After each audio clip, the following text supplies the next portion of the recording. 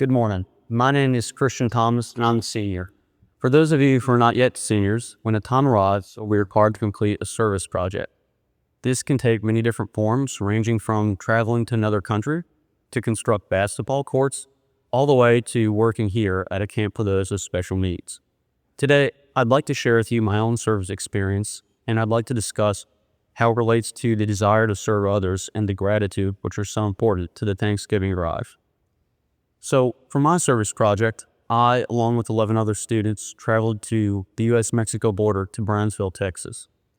During the trip, we worked with several charity organizations, most of them religious, while learning more about the various problems and issues which affect the border. Many of them were local problems, but a lot of them were national issues that are often misunderstood. As a result, I returned from the trip with a more complex view of the situation. Brownsville is in a heavily Spanish-speaking area, and most of the migrants speak exclusively Spanish, and almost none of them speak English. So during the trip, I actually served as the language interpreter for our volunteer group. Foreign languages have always been a passion of mine, and I spent years learning Spanish both on my own and at school. So I was really happy to put my skills to use. One particularly memorable experience which I recall was when we worked at a long-term housing shelter for the immigrants. A lot of the immigrants there had undergone really just excruciating journeys. They'd walked thousands of miles from their homes and their countries and just undergone terrible difficulties to come to the border and to be let into the country. Yet all of them were so happy. They were just filled with joy. And they just loved to share their stories with us. And they're constantly making jokes and just really wanted to have a good time. And it was a very humanizing experience. And it was very remarkable to see how they could persevere so much. While we were at this housing shelter, we were eating lunch, and there was a Haitian man there that wanted to share his story, and it was quite saddening. He described how his brother had been kidnapped and murdered by the violent gangs which control Haiti's capital. He and his family had to flee into the forest around the capital, and he was lucky enough to make it out of the country and come to the United States. Unfortunately, he can't contact his family, and he has no idea whether they're still alive or how they're doing. As I was listening to his story, I could hear the sadness and really the strong emotion in his voice, and I had some difficulty interpreting that into English. And that experience, just listening to his story, really made me consider that the migrants can face a lot of difficulties, even with the assistance of an interpreter. It can still be very difficult for them to have their voices heard. But as I reflect upon the many lessons which I learned on my service project, one in particular really stands out to me. I learned that politics must always take a backseat to faith, not the other way around. Many of the workers with whom we interacted there really were motivated by their love of God. One worker in particular was a Jesuit priest by the name of Father Brian Strasburger.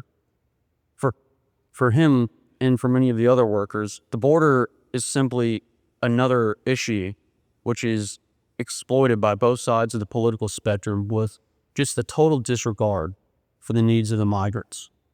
Although Father Brian understands that politics is very useful for solving large-scale national issues, he also understands that the most meaningful work he can do on behalf of the migrants is serving them immediately and directly, and I really admired this trait in him.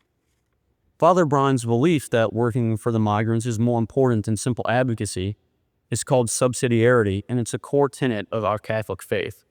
Subsidiarity states that local and political issues should be dealt with at the most immediate level. It reminds us that change begins with personal action and local involvement, not just distant political solutions. By addressing these issues directly, we not only help foster a greater sense of responsibility for the issues in our community, but we also develop a sense of compassion for the needy. Here at Jesuit, I really think that the Thanksgiving drive reflects this principle because we're really helping to alleviate the pressing issue of economic insecurity, which affects not only the local community around Jesuit High School, but also our state, a lot more than it affects other areas of the country. So the baskets have already been prepared, And we're going to be dismissing in a little while to go deliver them to the families and the individuals who've asked for it. So in terms of material good and material generosity, we've offered that assistance to those who need it. But I can't help but thinking, how are we viewing those who are helping? You see, during my time at the border, I often thought about my own personal biases and how they relate to the highly politicized situation there.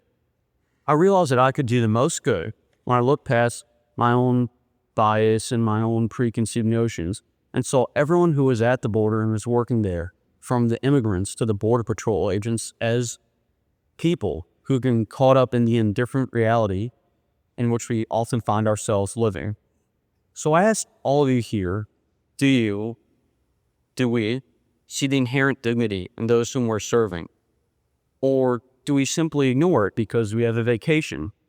Or do we even use this event as an opportunity to pat ourselves on the back for the good that we're doing right now and ignore the continuing commitment that we have? Frankly, the work we do here is so important because we step up where others have failed. But don't ignore the continuing commitment that we all have to serving the needy in our community. As I said earlier, Jesuit works hard to foster a spirit of generosity through the Thanksgiving drive. Generosity not only through material goods, but also through our volunteer time. Please, take the time to get involved with the issues in our local community. Take the time to research them. Jesuit offers a lot of service experiences and opportunities, like Ray said, the green light for all students and teachers. Also, if you as a student have never delivered for the Thanksgiving drive, I encourage you to please do this. It's such a rewarding, eye-opening experience. And service in general is really moving and can change your perspective on everything. So please, I encourage you to get involved with the Thanksgiving drive. And if you haven't been involved with the Thanksgiving drive, then perhaps when we come back from vacation, you can get involved with the many service opportunities which campus ministry offers. It really is just eye-opening, and it may change your life. Thank you all, and have a good Thanksgiving.